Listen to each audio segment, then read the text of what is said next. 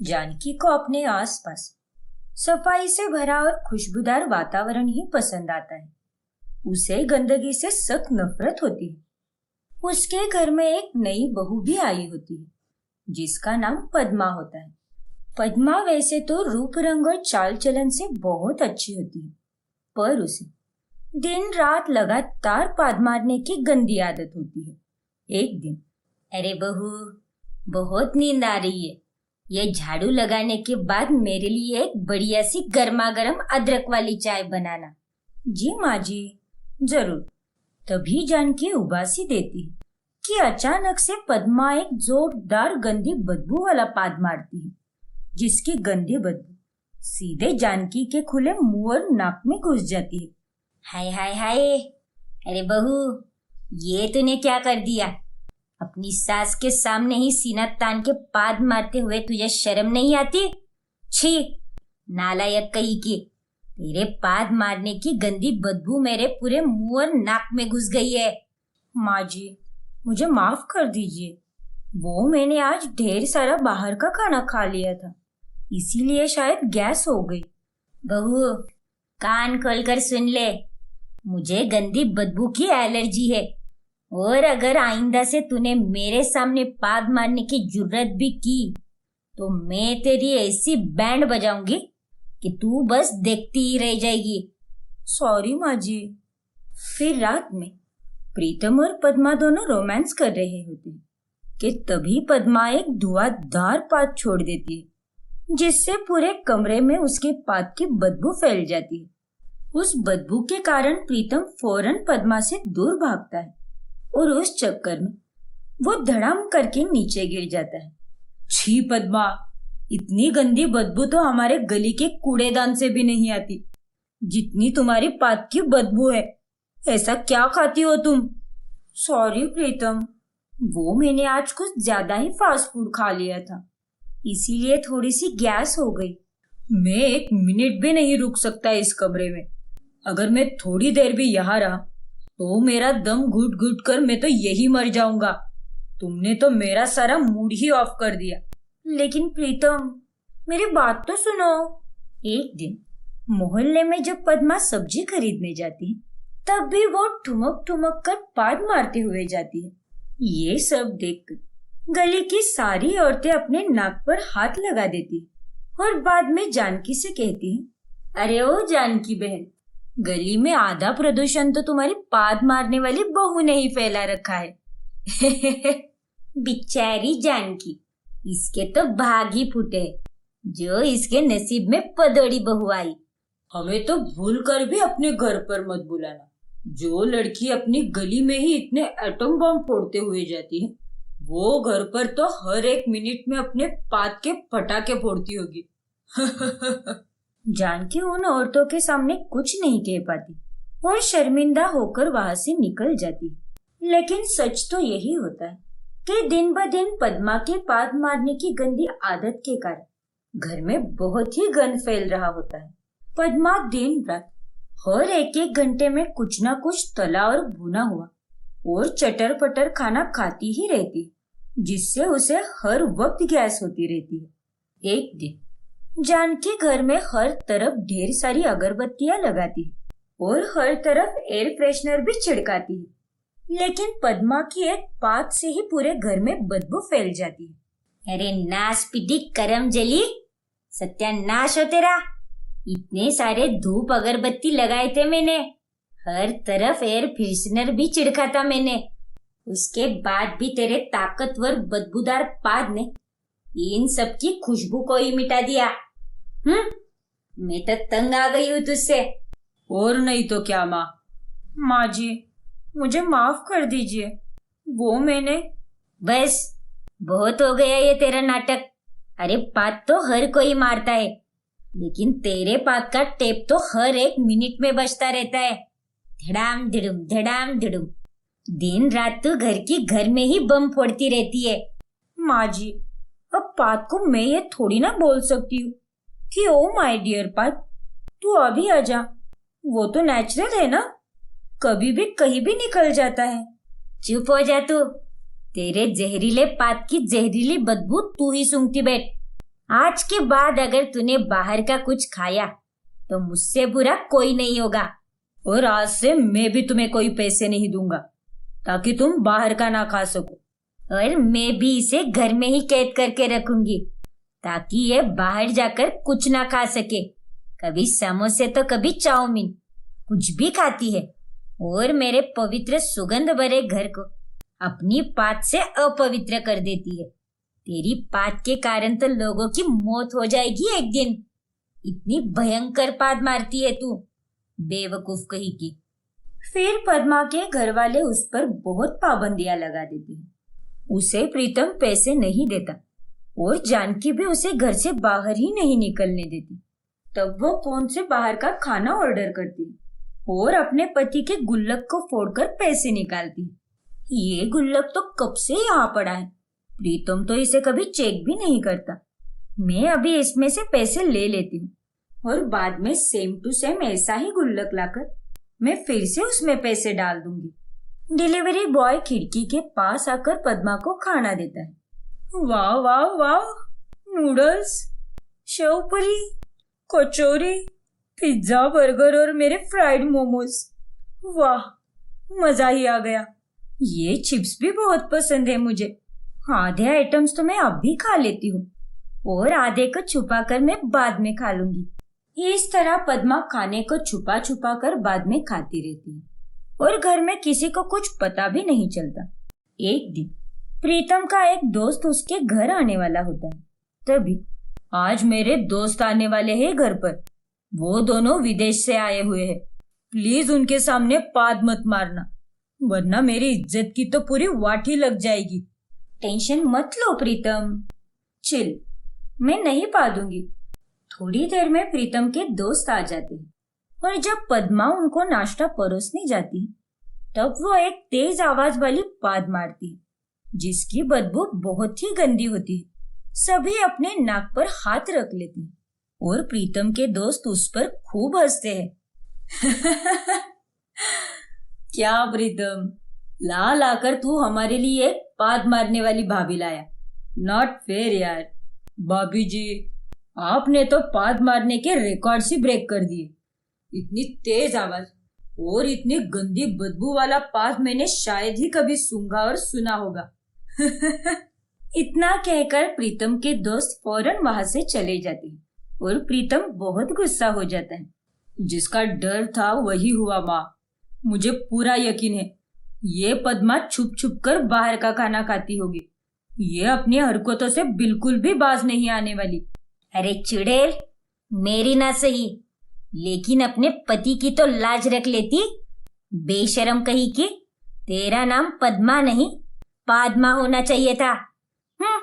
नाक में दम करके रखा है इसने तो। अगर तूने जल्द से जल्द अपनी इस पाद मारने की गंदी आदत को नहीं सुधारा तो मैं तुझे तेरे मायके भिजवा दूंगी। सॉरी माँ जी, सॉरी प्रीतम, मैंने जानबूझकर कुछ नहीं किया। पाद तो पाद होता है ना, कभी भी निकल सकता है। बंद करो अपनी ये घिसी पीटी बकवास। हर वक्त बस तुम्हारे पास एक ही जवाब होता है, तुम कभी नहीं सुधरने वाली। और अगर ऐसा ही चला तो यहाँ से सीधा मायके ट्रांसफर हो जाओगी, तब तुम्हारी आंखें खुलेगी। फिर एक दिन पद्मा, प्रीतम और जानकी तीनों कार में सवार होकर एक रिश्तेदार के यहाँ शादी के लिए जा रहे होते हैं। तभी अचानक से एक सुनसान रास्ते पर उनकी गाड़ी के सामने कुछ गुंडे आ जाते हैं और वो तीनों को किडनैप करके एक जगह पर बंद कर देते हैं। तीनों के हाथ पांव भी बांध दिए जाते हैं। अब हम क्या करेंगे? यहाँ से कैसे निकलेंगे? नहीं, यहाँ से कैसे भी करके निकलना होगा और अपने गहने और पैसे को भी लेना होगा। क्या करूं, क्या करूं? अब तो एक ही रास्ता है, मेरा पाद ही इन सबको मात दे सकता है।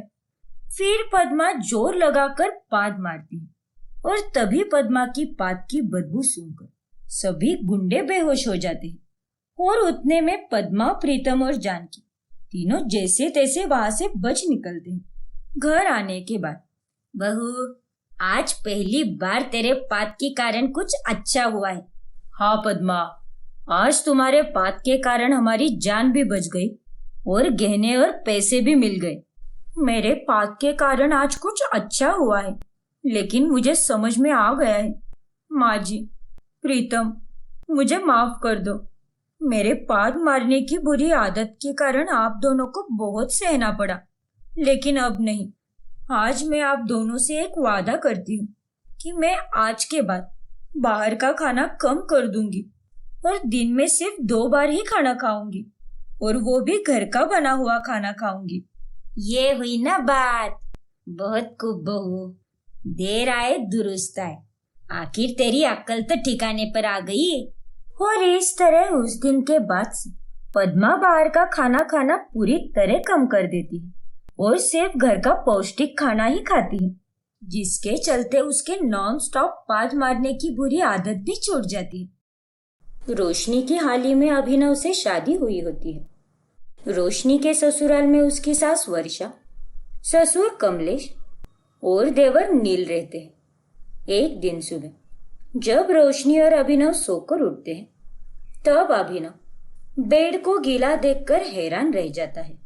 ओ तेरी रोशनी, ये तुमने क्या कर दिया? तुमने तो अपनी टंकी खाली कर दी इस बिस्तर पर। पागल हो गई हो क्या अभिनव? ये मैंने नहीं किया है। मैं तो सुबह 7 बजे से उठी हूँ, और जब मैं उठी थी तब तो बिस्तर एकदम सूखा था। तो फिर छत से बारिश बरसी क्या? वो देखो अभिनव, हमारे रूम की खिड़की खुली है। इसका मतलब पड़ोस के चंपक चाचा का पालतू कुत्ता रॉकी आया था और उसी ने ये कांड किया है। अच्छा, तो ये बात है। रोशनी और अभिनव दोनों इस बात को यही खत्म कर देते। लेकिन अगले दिन सुबह जब अभिनव और रोशनी सोकर उठते हैं, तब फिर से बिस्तर गीला हो जाता है, और तभी रोशनी अभिनव से कहती है, अभिनव, अब ज्यादा भोले बनने की कोशिश मत करो, क्योंकि रात को जब मैं पानी पीने उठी थी तब मैंने साफ साफ अपनी आंखों से देखा था कि तुम ही बिस्तर पर सूसू कर रहे थे। बिस्तर गीला तुमने ही किया है अभिनव। क्या? नहीं, ऐसा नहीं हो सकता। ऐसा ही है अभिनव। आई नो ये बात बड़ी शर्मिंदगी की है, लेकिन यही सच है। तुम्ही ने यह बिस्तर गीला किया है। ओ नो, ये मुझे क्या होने लगा है? कल भी रॉकी ने नहीं, वो शायद तुम्ही ने बिस्तर गीला किया होगा। देखो रोशनी, तुम किसी को बताना मत ये बात, ठीक है ना? क्योंकि अगर किसी को पता चल गया कि मैं बिस्तर पर सूसू करता हूँ, वो भी इस उम्र में, तो सब मेरा खूब मजाक उड़ाएंगे। प्लीज रोशनी, तुम ये बात किसी को मत बताना। तुम चिंता मत करो अभिनव, मैं ये बात किसी को नहीं बताऊंगी। लेकिन तुम ठीक से सूसू करके सोया करो और ज्यादा पानी मत पिया करो सोने से पहले, ठीक है? हाँ रोशनी, समझ गया मैं। उस रात अभिनव सूसू ना कर दे, इस डर से वो जागता ही रहता है, और वही रोशनी घोड़े बेचकर सो जाती है। लेकिन तभी अभिनव देखता है कि रोशनी बेड पर सूसू कर रही है और उसी ने बिस्तर गीला किया है। ये देख अभिनव एकदम चिल्ला पड़ता है। अरे नहीं! अभिनव की चिल्लाहट सुनकर उसके माँ पापा और छोटा भाई वहां आ जाते हैं। क्या हुआ अभिनव? कोई भूत देख लिया क्या जो इतना चीख रहे हो? रोशनी, तुम्हारा बिस्तर गीला करने का राज मेरे सामने आ चुका है। 2 रातों से नींद में तुम ही बिस्तर गीला कर रही थी और सारा इल्जाम मेरे ऊपर डाल रही थी। वाह, अब तुम्हें सब लाइव पता चल ही गया है, तो झूठ बोलकर क्या फायदा। हाँ अभिनव, माँ जी, पापा जी, देवर जी, मैं बिस्तर गीला करती हूँ नींद में। मुझे नींद में सूसू करने की आदत है। क्यों ये मुझे नहीं पता, लेकिन ये मैं जानबूझकर नहीं करती। अरे बेवकूफ गधेड़ी, अकल क्या घास चरने गई थी क्या तेरी? तू बिस्तर में सूसू करके मेरे घर में और पनौती ला रही है।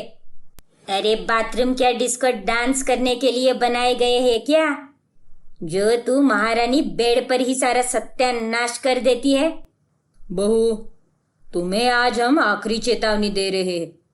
अगर कल से बिस्तर गीला किया तो हमसे बुरा कोई नहीं होगा।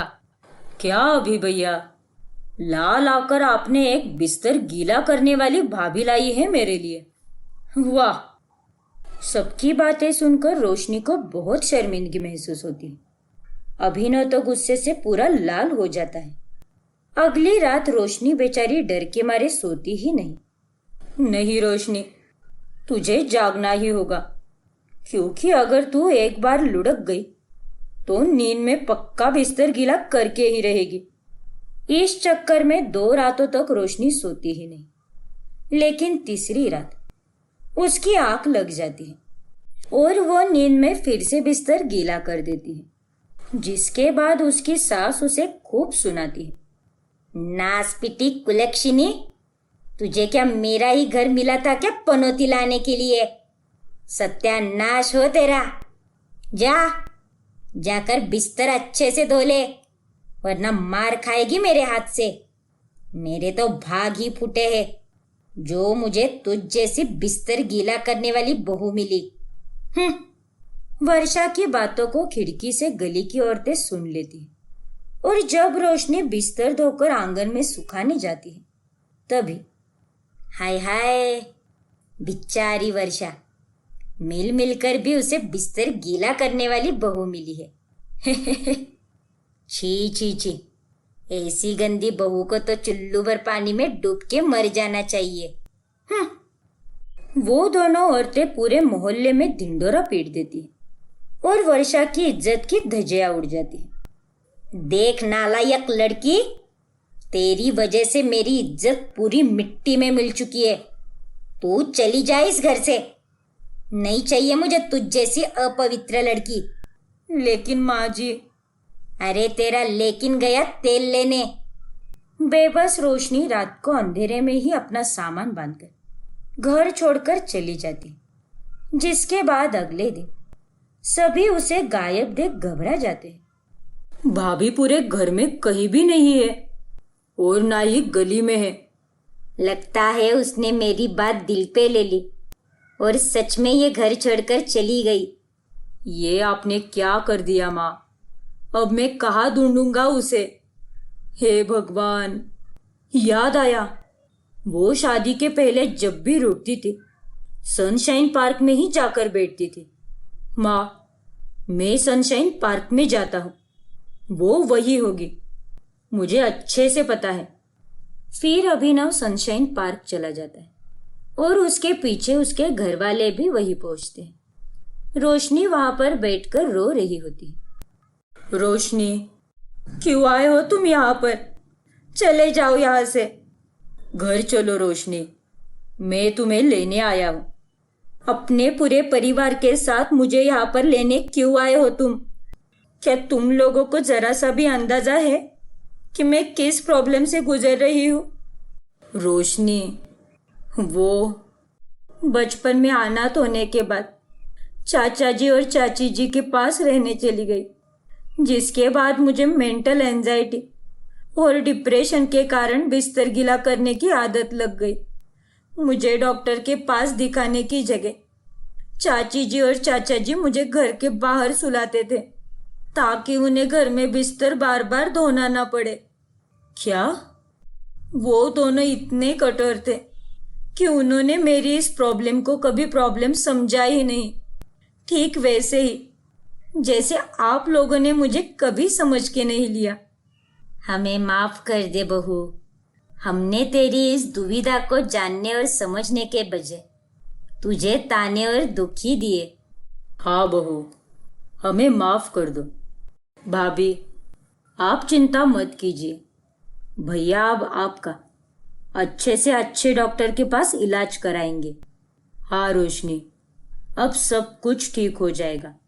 प्लीज मुझे माफ कर दो और हमारे साथ घर चलो। रोशनी उन लोगों को माफ कर देती और अभिनव उसे एक अच्छे डॉक्टर के पास दिखाता है और कुछ दिनों की ट्रीटमेंट के बाद रोशनी की बिस्तर गीला करने की आदत पूरी तरह चली जाती है और वो अपने ससुराल वालों के संग खुशी से रहने लगती है।